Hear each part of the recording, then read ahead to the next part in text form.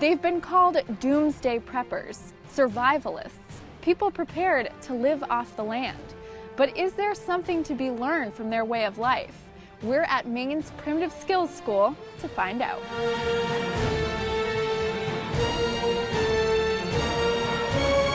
So Michael, you just got yourself a reputation of being a doomsday prepper. What do you feel about this designation? I think we have a lot more to offer than coming from a place of fear.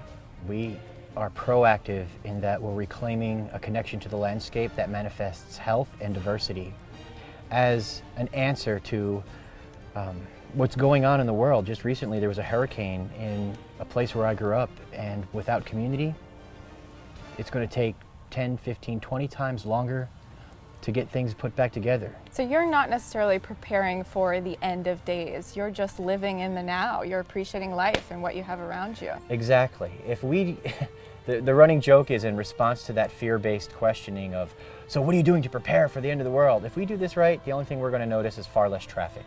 How many of us know of people who are lost and searching for themselves in thankless 9-to-5 existences, wishing they could fill in the blank? That fill in the blank was our ancestors' term for your vision path, your purpose for being. We don't follow that anymore. What we do here is we validate what's already waiting to be awakened.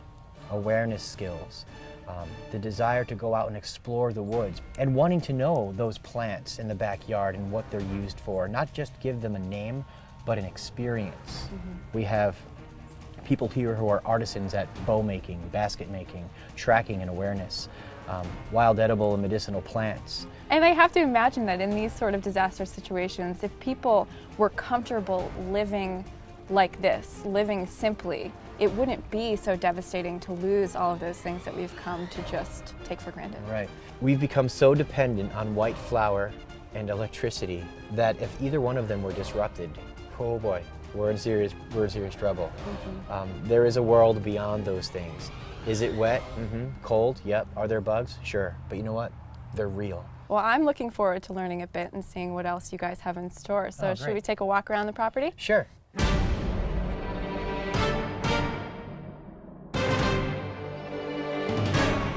So Jim, you're one of the apprentices here at the Primitive Skills School, and you're going to show me this rabbit trap that you guys make.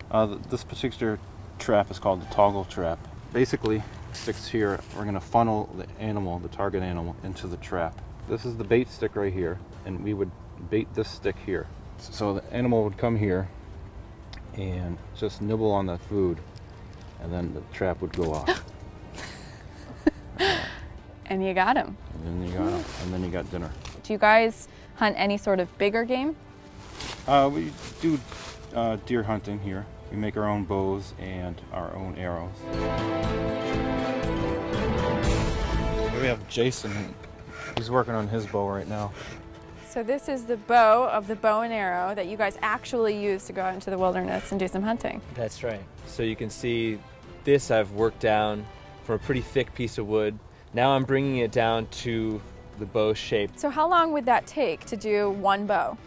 Well, for a beginner like me, it's going to take many days, like a couple of weeks maybe. This is sort of what the bow is going to look like, I hope, when it's done. And arrow making apparently is much harder than bow making. So much to learn still.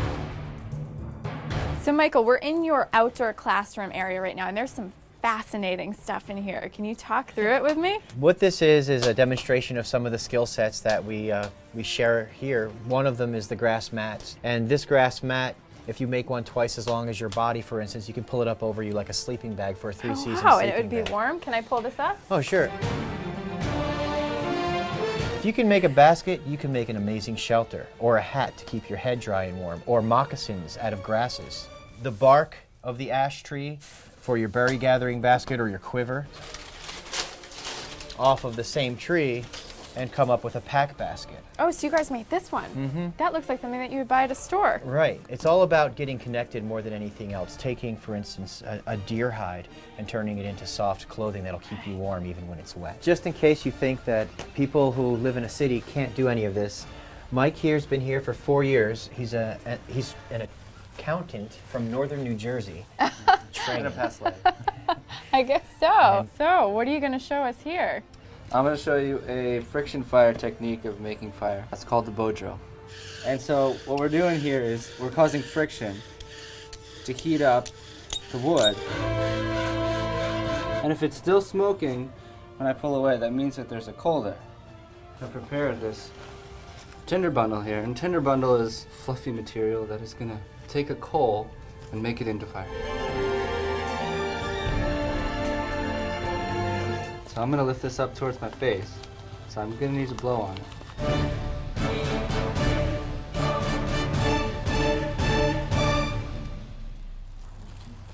And there we have it. And we've got fire. We've got fire. So I noticed that you guys dry out a lot of your own foods here. Oh, yeah. Like I saw a whole tray of acorns back there. What do you do with those? We process those acorns into flour. These kind of look like berries. What are these? These are hips. These are rose hips, and they're extremely high in vitamin C. What we do with these is we can grind these up into flour, just like we do with the acorns, or we can put them into hot water, and we drink them at the first sign of colds or flus. So what else do you guys dry here for food? This is rice. This is wild rice. This is rice? Yep. From Maine, we have wild rice. This is all very new. I'm not talking from a place of like, this is how I was raised. I haven't been doing this my whole life. Yeah. This is just something that in the past couple of years, I've made a lot of mistakes with it, and now I'm getting to the point where I can say that, oh yeah, we gathered like pounds and pounds of rice, and we're doing this all as a community. I think you guys are onto something. Well, thanks. I think so too.